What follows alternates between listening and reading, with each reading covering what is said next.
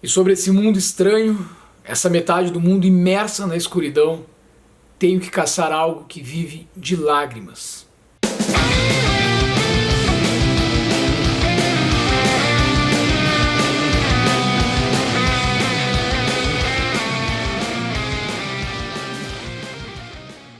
Chegando com mais um vídeo aqui no Sujeito Literário, hoje para falar contigo a respeito da resenha deste livro aqui, O Silêncio dos Inocentes, de Thomas Harris. Livro que eu vou te falar, te comentar uma série de aspectos que me chamaram a atenção, mas que eu entendo que tenha diversas interpretações possíveis também, não sobre o fato e desenrolar dos fatos em si, mas sobre as questões aqui abordadas, porque vai para muito além de um suspense, um livro de terror, desses gêneros que não são tão habituais para que eu faça a leitura, mas que, dependendo dos elementos que compõem a narrativa desses trailers, né, que fazem sucesso assim, do ponto de vista de um suspense mais de terror psicológico, se tiver alguns elementos acessórios, como a crítica social, o preconceito, enfim, aí realmente vocês sabem que acabam me prendendo, e foi de fato o que aconteceu aqui. Antes de mais nada, te fazer um convite de sempre: te inscreve no canal se não fores inscrito ainda, né? Então faça isso, por favor. O Silêncio dos Inocentes também teve uma adaptação para filme na década de 90. Eu assisti o filme lá naquela época, já faz tempo, nem lembro muito bem. Quando fui pegar a obra para ler, lembrava algumas coisas, mas não de tudo. E acho que, como de fato sempre acontece, o livro obviamente vai desenvolver melhor a complexidade dos personagens. Eu vou te comentar um pouco sobre isso. Tem um fator que perpassa, do meu ponto de vista, todos estes personagens. Mas vamos chegar lá, vamos aos pouquinhos. Vamos começar falando então que este livro, quando adaptado para filme, ele levou 5 estatuetas do Oscar, sendo 2 delas para melhor ator e melhor atriz. Aí no caso, Anthony Hopkins no papel do Dr. Hannibal Lecter, e a Jodie Foster como melhor atriz no papel da Clarice Starling, a estagiária da FBI, que vai ser quem vai travar diálogos incríveis com o Dr. Hannibal Lecter. Só os diálogos entre os dois já valeria a leitura deste livro, já te recomendaria e encerraria o vídeo por aqui. Mas tem muito mais. Nós temos aqui um protagonismo feminino.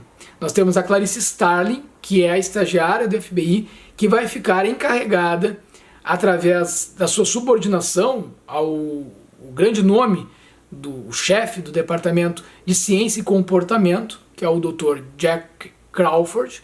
Esse cara, esse policial, ele é que vai deixar Clarice Starling incumbida de ir atrás do Dr. Hannibal Lecter e coletar as informações necessárias para que eles possam chegar até nada mais, nada menos do que um assassino em série que é conhecido como Buffalo Bill, que tem por hábito arrancar a pele de suas vítimas e matá-las de uma forma bastante perversa, com requintes de crueldade. Então este sujeito, identificado para que a gente possa investigar aqui junto com eles quem seria esta figura apenas como Buffalo Bill, ele já matou 5 mulheres e está com mais uma vítima sob sua custódia. Ela está sequestrada, esta mulher, e não é uma mulher qualquer, é a filha de uma senadora dos Estados Unidos. Olha quanta coisa aqui que está intrincada nas relações de poder envolvendo esta narrativa. E tem mais. Este sujeito não é um sujeito comum.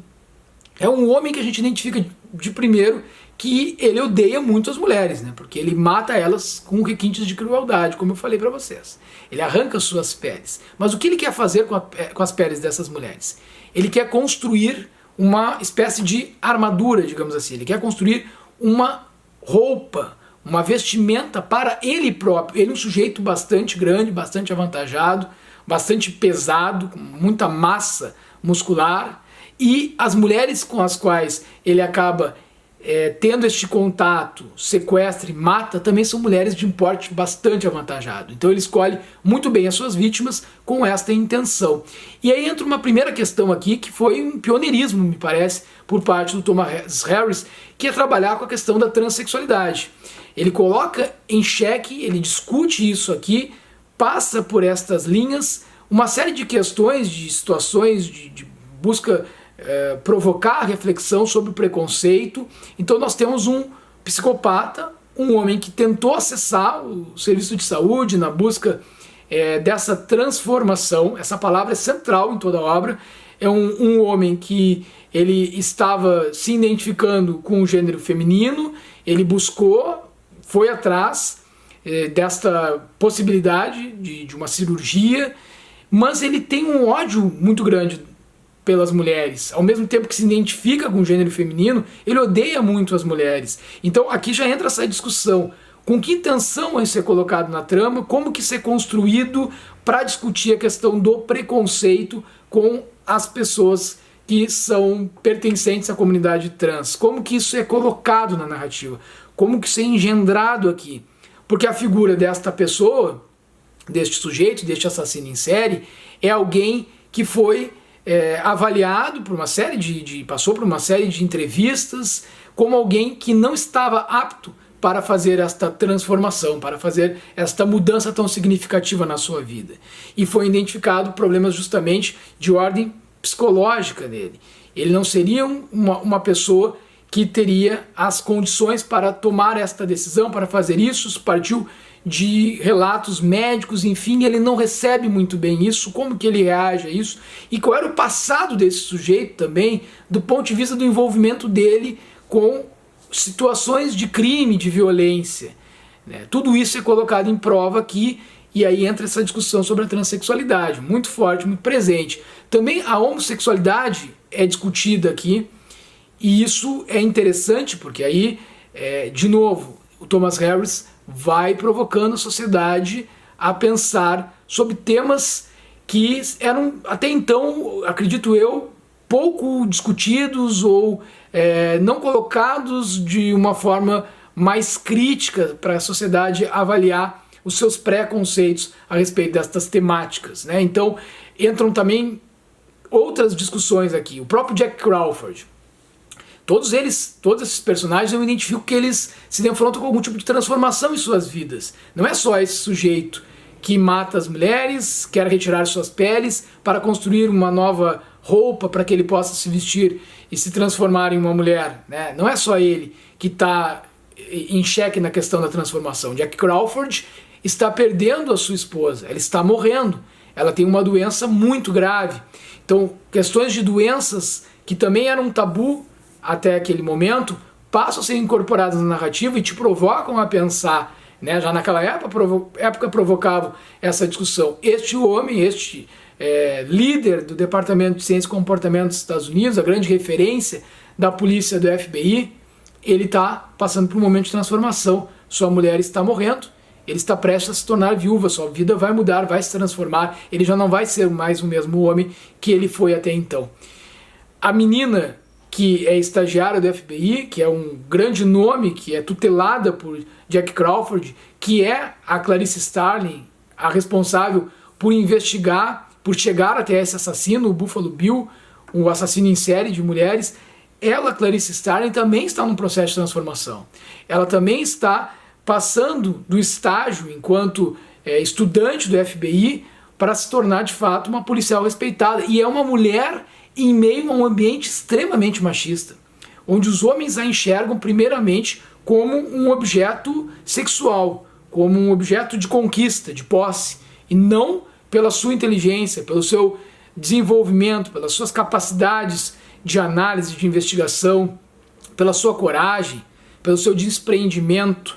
Ela é vista sempre nesse aspecto de, primeiro, não ser ainda uma policial já graduada, e também o fato de ser mulher, onde aqui a figura central mesmo, o grande nome ali até então era o de um homem, né, o Jack Crawford, mas ele confia a ela, ele já tem uma diferença aí nesse aspecto em relação aos seus pares.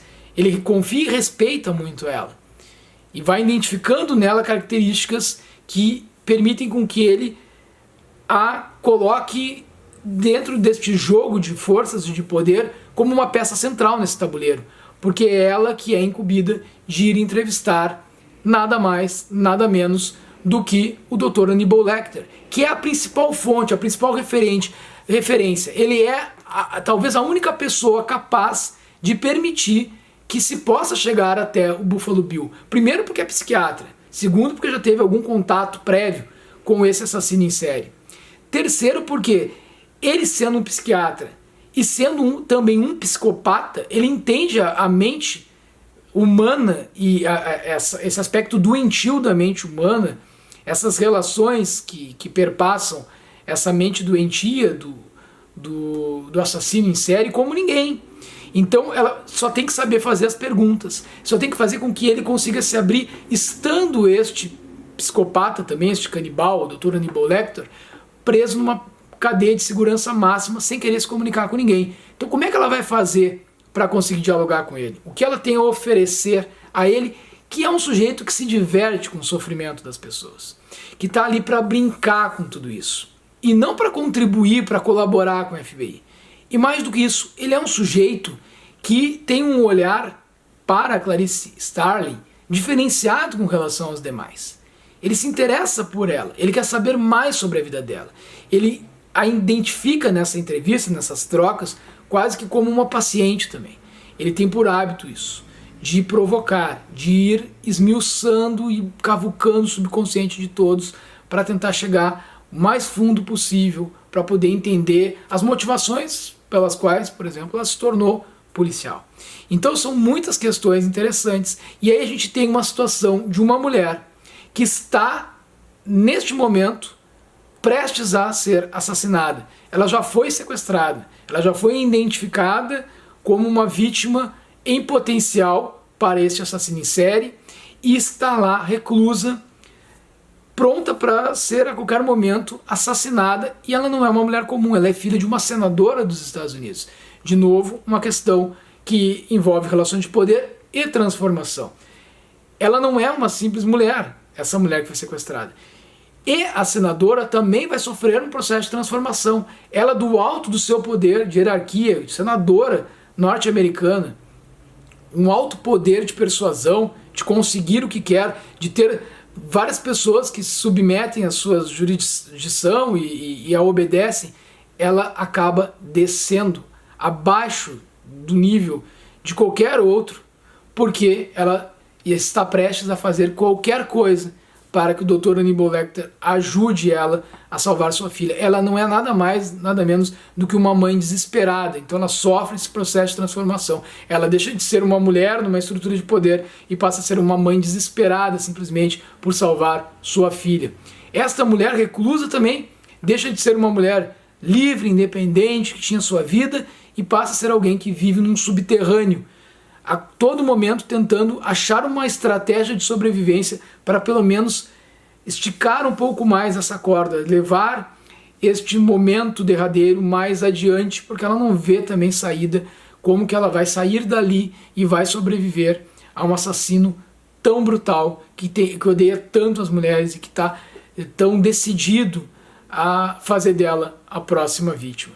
São muitas as situações aqui que se defrontam os personagens com esse processo de antes e depois de alguma circunstância que os coloca em xeque enquanto aquilo que eles tinham como bem resolvido em suas vidas.